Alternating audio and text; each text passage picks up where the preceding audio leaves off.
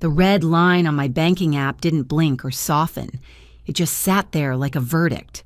Restricted hold. I tapped the screen again, as if my thumb could override whatever the system had decided. The page refreshed. Same line, same color, same refusal.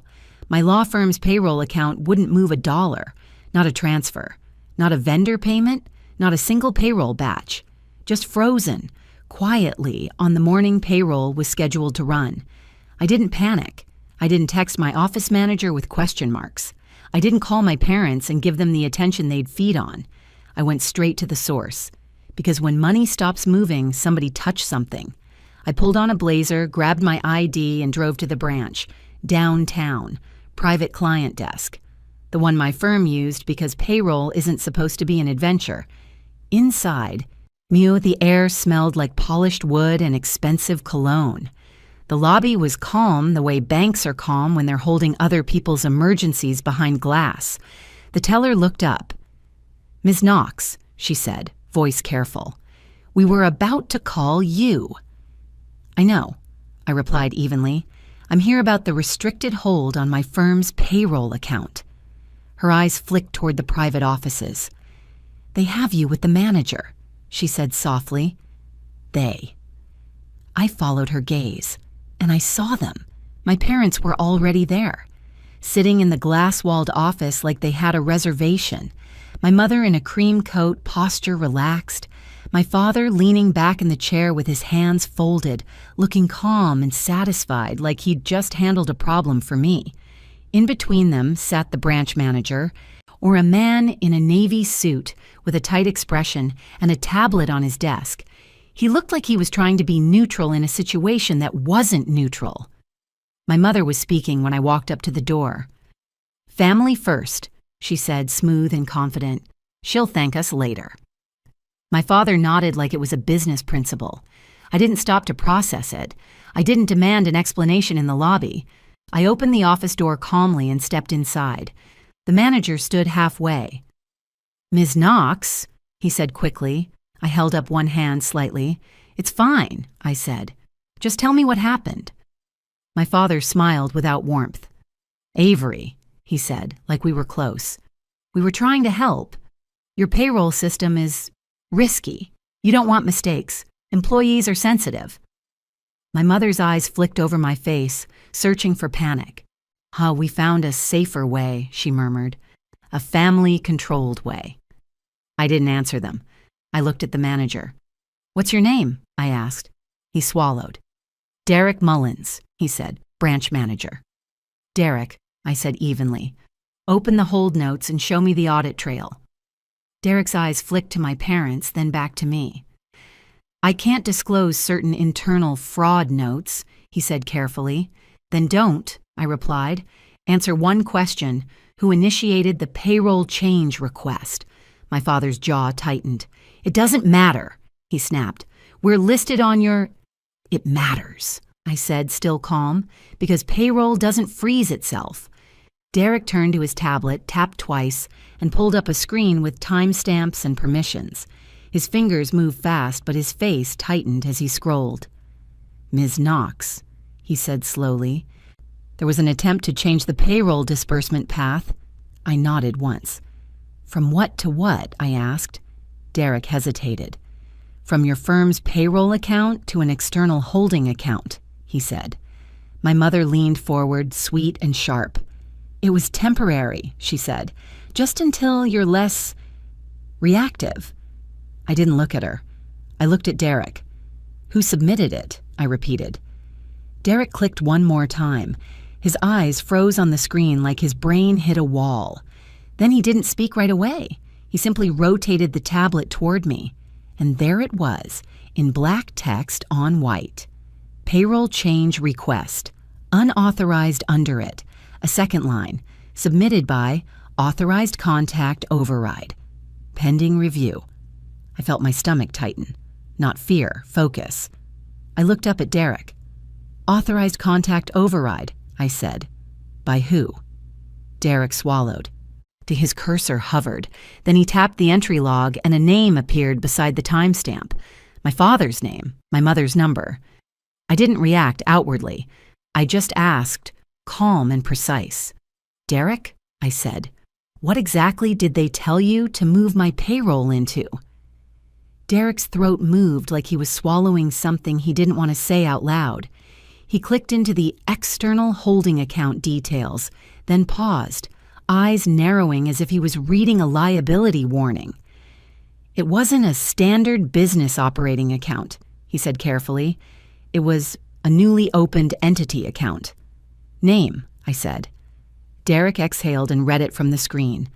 Knox Family Management, LLC. My mother smiled like she'd just solved a problem. Exactly, she said. Cleaner, safer, family-controlled. Your staff still gets paid. My father nodded. "Do we stabilize it?" he said. "Then we hand it back once you calm down." I kept my voice flat. "You were going to route my employees' paychecks into your LLC first," I said. My father's eyes stayed cold. "We were going to protect you," he replied. "Payroll is serious. You don't want to make mistakes while you're emotional." I didn't argue the insult. I didn't raise my voice. I asked Derek the only question that mattered. "Did they have authority to do that?" I said. Derek hesitated. "They were listed as legacy authorized contacts from years ago," he admitted. "Your mother passed identity verification on a callback. Your father presented documentation." "What documentation?" I asked. Derek opened a scanned attachment. His face tightened. "Power of attorney," he said quietly. "Limited? Financial?" My jaw tightened. "I never issued a POA," I said. My mother's tone turned sharp. "Stop," she hissed. "You did, years ago, when you were struggling. You don't remember because you were—" "Don't," I said, still calm. My father leaned back, satisfied. "You lawyers love paperwork," he said. "We brought paperwork." I stared at Derek. "Show me the POA," I said. Derek rotated the tablet toward me. A scanned PDF opened, grainy, slightly crooked, like it had been rushed through a scanner. My name printed. A signature that tried to be mine, a notary block, and a date that made my stomach go cold in a very specific way. It was dated last week. Last week I was in court 2 hours away, on record, in a hearing. I looked up. "Last week," I said quietly. My father's eyes flicked, just a fraction. My mother's smile held brittle. Derek scrolled down to the notary section. "It indicates remote notarization," he said carefully. "Remote?" I repeated. My mother jumped in, rehearsed. "It's legal," she said. "Modern, convenient." Derek's voice lowered. "The hold triggered because the system flagged the payroll change as high risk," he explained. "Newly opened receiving account, different entity name, large recurring outflows, and—" he stopped, then continued, "a mismatch between the POA profile and your account behavior." "Mismatch how?" I asked. Derek clicked into the fraud notes. He hesitated, then read from the parts he could disclose. "Device fingerprint mismatch," he said. "IP origin mismatch. And the callback verification was not from your usual number." I nodded once. "Because it wasn't me," I said. My father's jaw tightened. "We told you," he snapped. "Family first." I looked at him calmly. "Family first doesn't authorize payroll diversion," I said. My mother's voice rose, sweet and angry at once. "You're overreacting," she said. "It's just money moving. Everyone would still get paid." My chest tightened, but I stayed steady. "No," I said. "You would have controlled the timing, the amounts, and the story. And when an employee complained, you'd say I approved it." Derek's eyes dropped to the screen, confirming without words that this was exactly how it would have played out. I turned slightly toward Derek. "I want the full audit trail," I said. "Who submitted, what device, what IP, what time. I want the scanned POA metadata, and I want the bank's fraud unit escalated." Derek nodded quickly, relief visible. "We already opened an internal case," he said. That's why the hold is active. It stopped the outgoing batch. Good. And because a payroll hold isn't just annoying, it's reputational. It's staff trust. It's lawsuits if it's mishandled. My father leaned forward, voice low and dangerous. "Remove the hold," he hissed. "Let it go through to our account, and we'll handle payroll today. If you don't, your employees won't get paid and they'll blame you." There it was, the real play. Turn my staff into pressure. Turn urgency into compliance. I didn't blink. "They won't blame me," I said calmly. My mother scoffed. "Why wouldn't they?" she snapped. "You'll look incompetent." I looked at Derek. "Print a hold letter," I said. "One that states the batch was stopped due to an unauthorized change request and fraud review. No names needed, just the bank's reason." Derek blinked. "We can provide a general notice," he said. "Do it," I replied. My father's eyes flashed. You can't show that to employees." "I can show them the truth," I said. Derek stood to pull a printer packet, then paused as his screen refreshed with another alert. His face changed again. Tighter, paler. "What now?" I asked. He pointed at a line on the screen without speaking. Secondary action attempted. Add new signer / add new payroll admin, time-stamped. 2 minutes ago, while we were sitting here, from the same session. Derek's eyes lifted to my mother, then my father. "Sir," he said carefully, "did you just attempt another change?" My father's face went hard. "No." Derek clicked into the log, and the submitted name that appeared wasn't my father's. It was my mother's, with a note, "Identity verified by callback." My mother's smile collapsed into panic. I was just... Derek's voice went colder. "Ma'am," he said, "stop. You are actively triggering fraud controls in a live session on a regulated account." I stayed calm. "Derek," I said, "lock the account, remove them as contacts, and call your fraud liaison, now." Derek hesitated. Policy, procedure. Then nodded sharply like he'd decided which side of liability he preferred. "I can lock down contact permissions pending review," he said. "Do it," I replied. My father stood up fast, voice rising. "You can't do this. We're family. She's out of control." And in that moment, the glass office door opened. Not a teller, not security. A woman in a gray blazer stepped in with a badge clipped to her waistband, calm eyes, and a folder in her hand. She looked at Derek first. "Fraud investigations," she said. Then she looked at my parents.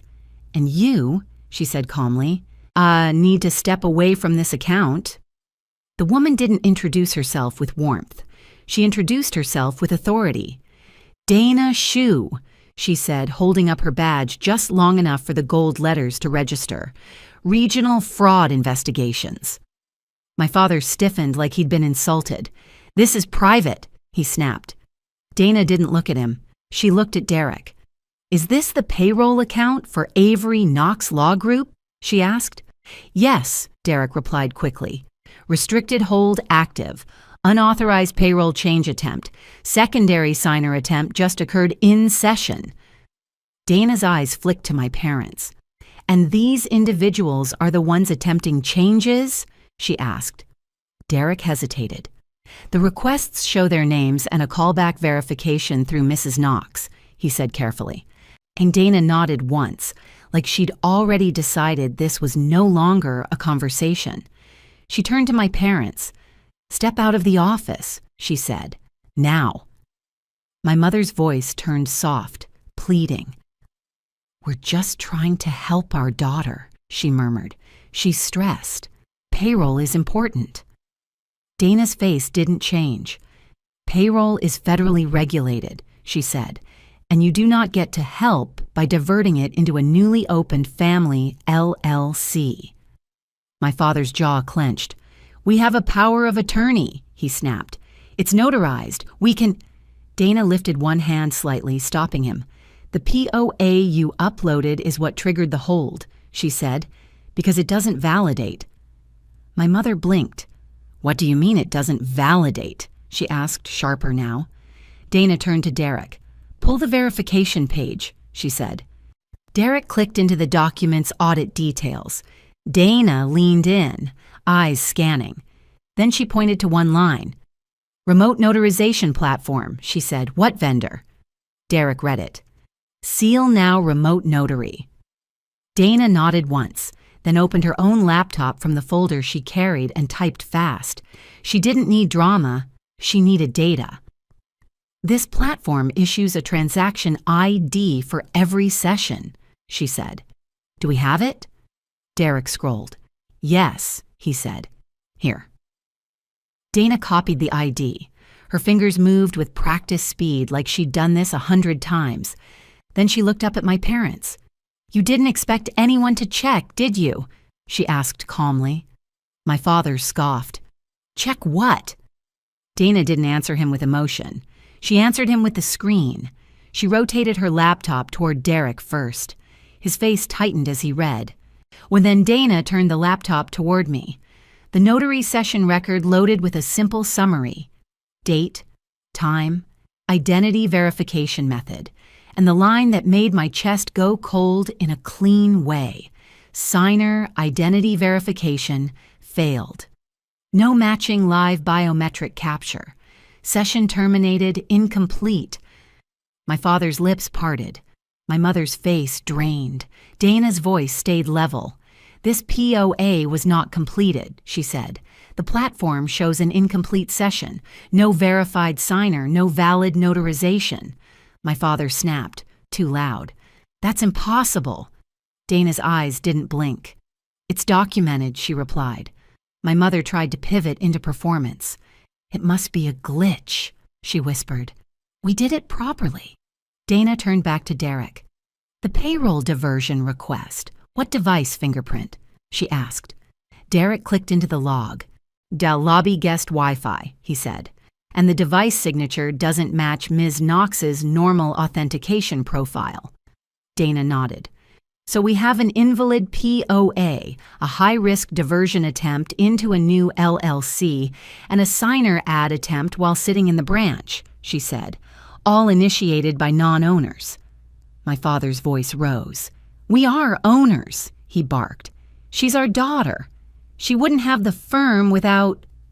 Dana cut him off with a sentence that made the room feel colder. Sir, she said, your daughter's payroll account is not a family heirloom. Silence. My mother's mouth tightened. What happens now? She asked, trying to keep control.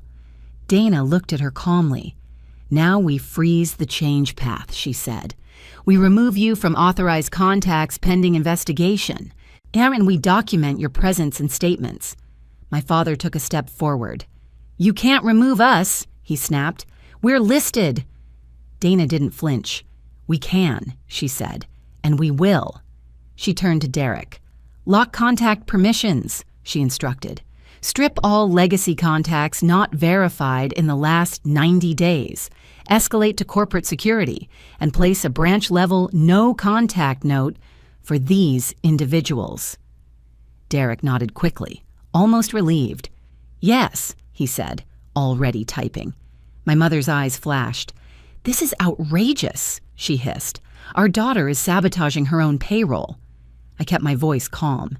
You tried to move my employees' paychecks, I said. That's sabotage. Dana looked at me.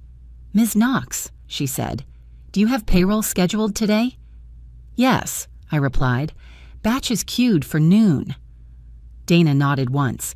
WIM will unblock legitimate payroll once we reset the route and verify your credentials, she said. But the hold remains until we complete the fraud review. My father leaned toward me, voice low and vicious. If your people don't get paid, he hissed, they'll blame you. I didn't look at him. I looked at Dana.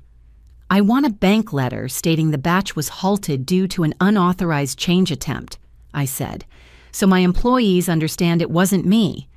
Dana nodded. You'll get it, she said. Then she turned back to my parents. You need to leave, she said, now. My father's eyes flashed. We're not leaving until this is fixed, he snapped. Dana's voice stayed flat. "It is being fixed," she said.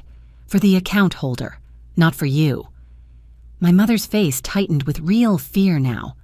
"Are you calling the police?" she whispered. And Dana didn't dramatize it. "If you refuse to leave," she said, "yes." My father hesitated, calculating how far he could push. My mother touched his arm, warning him without words. Then my father did something stupid. He grabbed the tablet off Derek's desk like he could take the evidence away. Dana moved instantly. "Do not touch that," she said. Derek reached for it. My father jerked it back. And in the struggle, the tablet tipped, and the screen flashed one more line as it spun. "Wire trace flag. Prior similar attempts found." Dana's eyes snapped to the screen. Derek froze. I felt my chest tighten, because that line meant this wasn't their first attempt. Dana looked at my father with calm disgust. "You've done this before," she said. My father's mouth opened, then closed. Dana turned to Derek. "Pull the prior attempts," she said. Derek clicked, hands shaking slightly, and a list populated. Timestamps, account types, notes.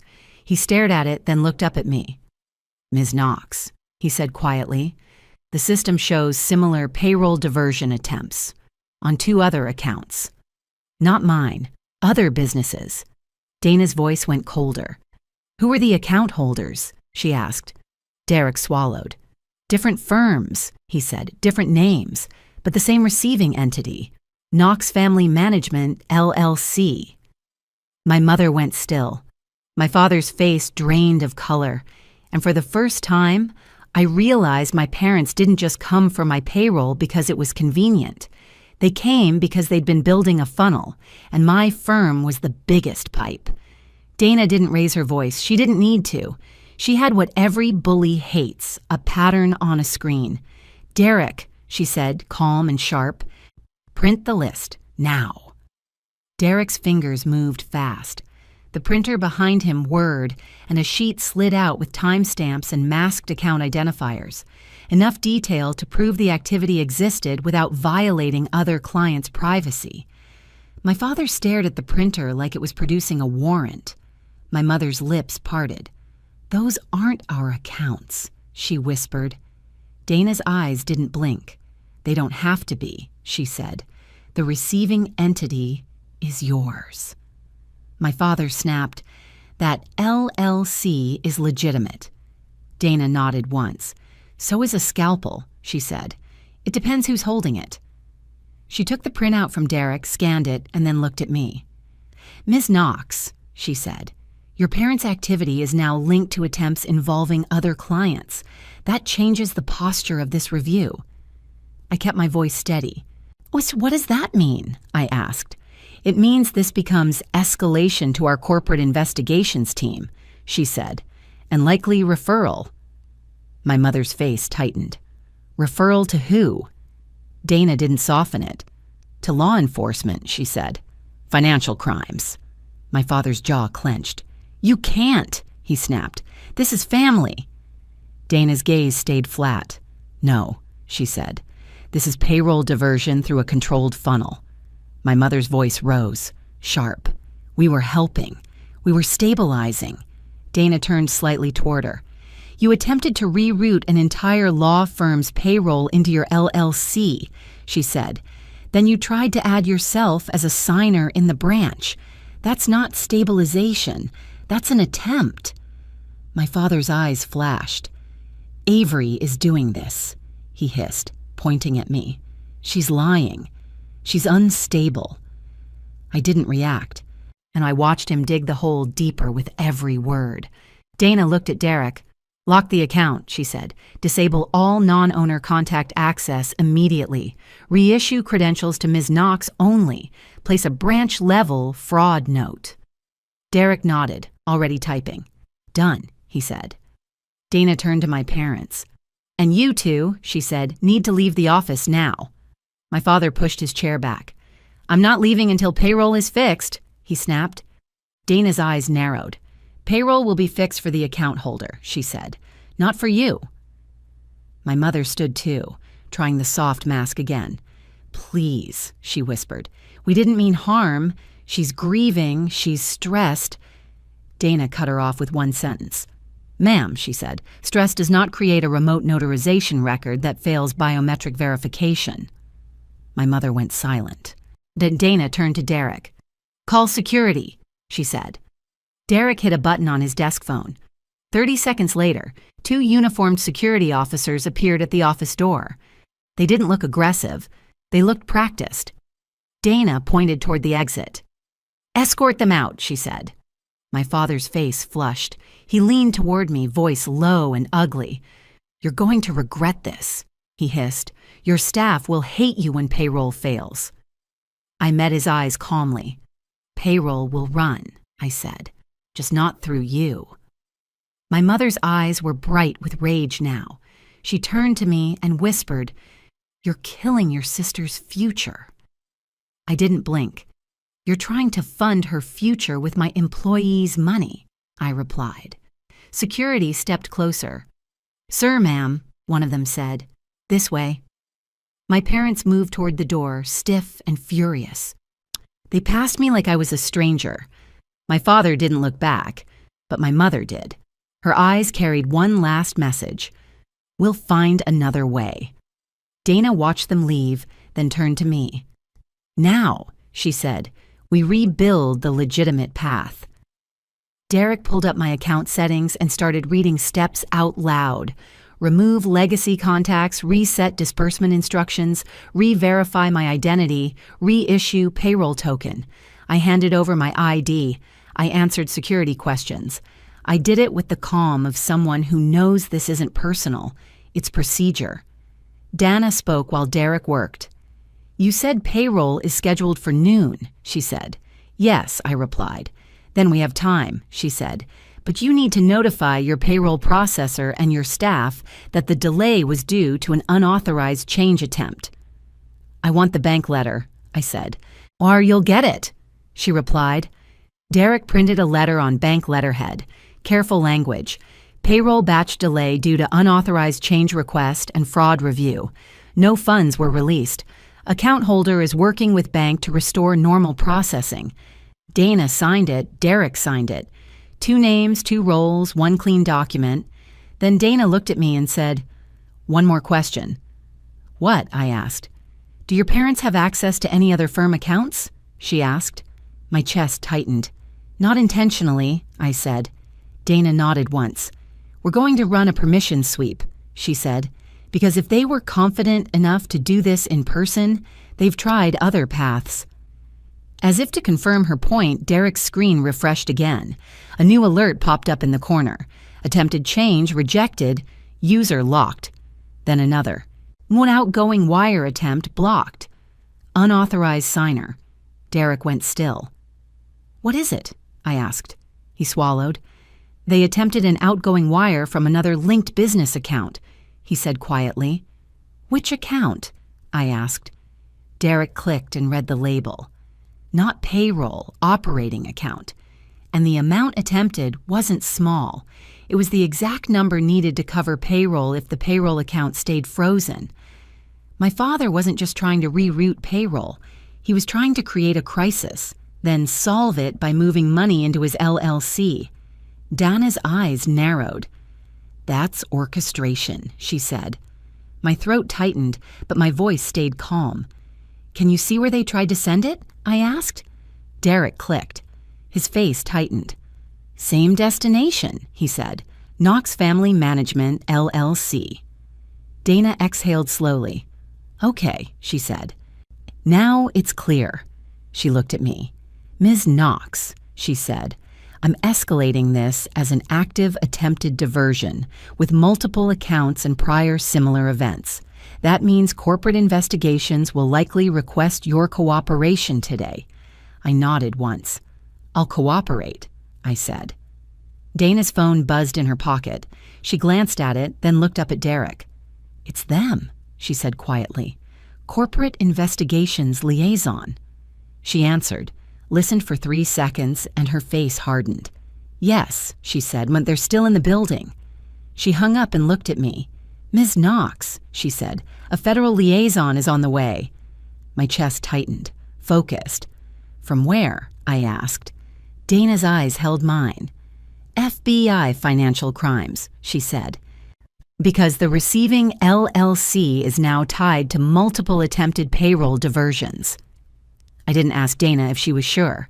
People like her don't say FBI casually in a private banking office. They say it when there's already a case number floating above the room. So I sat still while Derek reset the legitimate payroll route, and Dana documented every step: timestamps, device IDs, the failed notary verification record, the blocked wire attempt from the operating account, and the list of prior similar attempts tied to the same receiving LLC. 10 minutes later, a man in a plain suit stepped into the office. No tie. Calm eyes. A folder in his hand like it was already full before he arrived. "Dana Shu?" he asked. Dana stood. "Yes." He flashed a badge quickly, then looked at me. "Ms. Knox?" "Yes," I replied. "Special Agent Mark Riley," he said. "FBI Financial Crimes Task Force." My parents' names hung in the air between us like smoke, but Riley didn't start with them. He started with the funnel. "Knox Family Management LLC," he said. "That's the receiving entity?" Dana nodded. "Yes," she said. "Newly opened. Used as destination for attempted payroll diversion and blocked operating wire. Also tied to prior similar attempts flagged in our system." Riley's eyes moved to Derek. "Do you have the audit trail printed and preserved?" he asked. Derek slid a sealed packet forward. "Timestamps, device fingerprints, IP origin, notary session validation failure, and the in-branch secondary signer attempt," he said.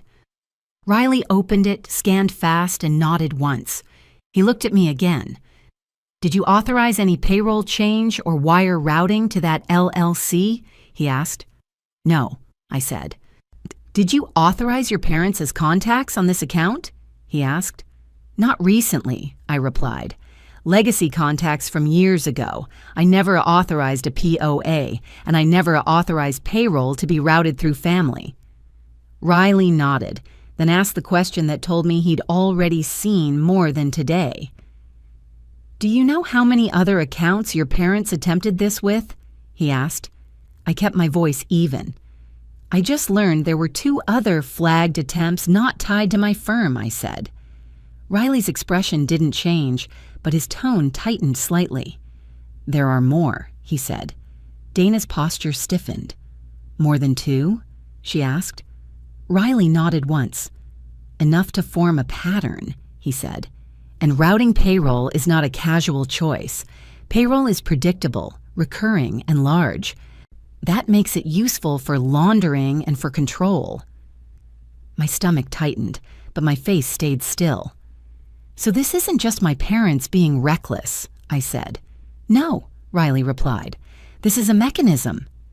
He turned to Dana. "Where are the subjects?" he asked. Dana kept her tone neutral. "They're still in the building lobby," she said. "Security escorted them out of the office, but they refused to leave the premises." Riley nodded once, like that was convenient. He stood and said, "Then we're going to talk to them while the timeline is fresh." He didn't ask me to come along. He didn't need me for a confrontation. He needed me as a clean victim account holder. "Ms. Knox," he said, "stay here. Do not contact them. Do not engage. Let the record handle it." I nodded. Understood. Dana stepped out with him. Derek kept working, methodical. Then he verified my identity again, reissued my payroll token, and rebuilt the disbursement route back to the original employee accounts. At 11:45, he turned his screen toward me.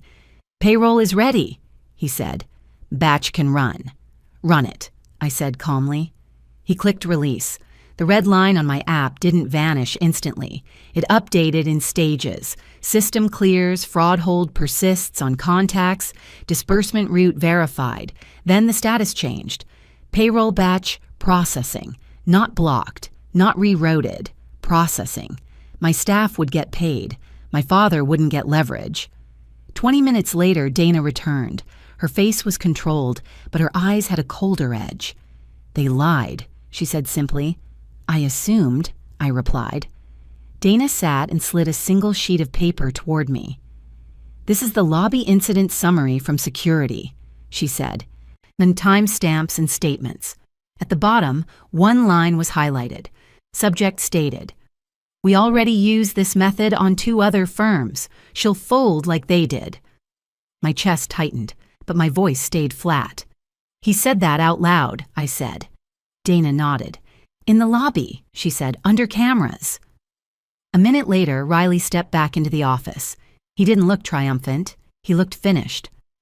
"Ms. Knox," he said, "your parents have been advised to stop contacting the bank. Their names and the receiving LLC are now tied to an active federal inquiry." My throat tightened. "Charges?" I asked. Riley didn't promise what he couldn't promise. He gave procedure. "Next steps are subpoenas," he said. "We'll obtain the LLC formation documents, account opening, KYC, device logs, and the notary platform records. Which will coordinate with your bank's corporate investigations unit. If funds were moved in other cases, we trace them." "And my firm?" I asked. Riley nodded once. "Payroll will run," he said. "The hold remains only on unauthorized contacts and change requests. Your account stays operational under your credentials." I exhaled slowly. "Good," I said. Riley leaned forward slightly. "One more thing," he said. "We need a victim statement. Short, clean. Do you consent to cooperate?" "Yes," I said. He slid a form forward. I filled it out with the same calm I use when I sign pleadings. Date, facts, no adjectives. Riley collected it and stood. "If they contact you," he said, "forward it. Do not respond." I nodded. The meeting ended without drama, because the drama was never the point. The point was that my parents tried to use payroll as a lever. Orion Payroll is the one thing you don't get to gamble with.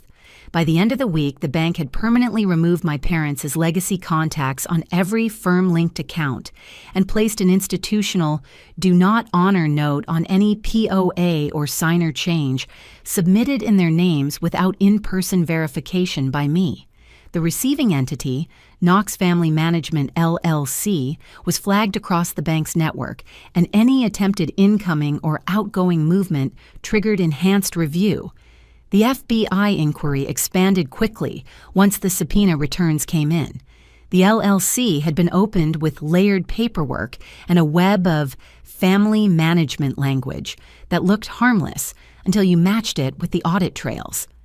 Investigators linked the LLC to multiple attempted payroll diversions, including 2 successful partial transfers from smaller firms that hadn't caught the change in time.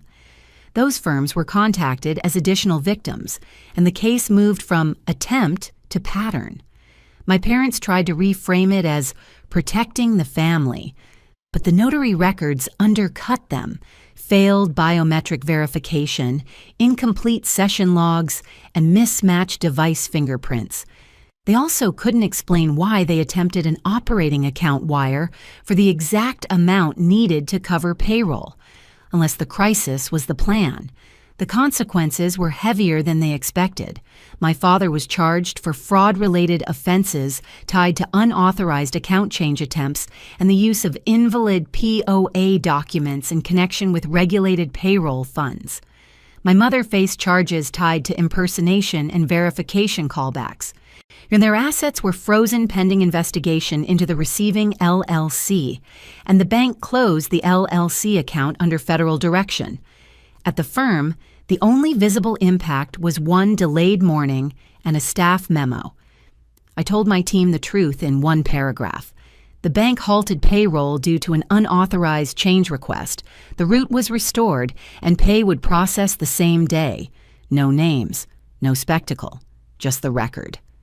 And the quiet part, the part my parents didn't understand, was this. I didn't build a law firm to win arguments at family dinners. I built it to survive pressure without collapsing. They tried to turn my payroll into a hostage situation. Instead, they handed me a trail. Timestamps, device logs, a failed notary validation, and a receiving LLC that connected them to other victims. Why, they thought family first would scare me into compliance. It did the opposite. It gave federal investigators a motive line they could highlight. Hi, everyone. I hope you enjoyed the story. If your bank app suddenly flashed restricted hold and you found out your own parents tried to reroute your firm's payroll, what would you do? Would you give in to keep your staff calm? Or would you step back and let the audit trail speak for itself? I'd really like to know what you think. Tell me in the comments. And if you enjoyed this story, don't forget to like and subscribe. See you in the next video.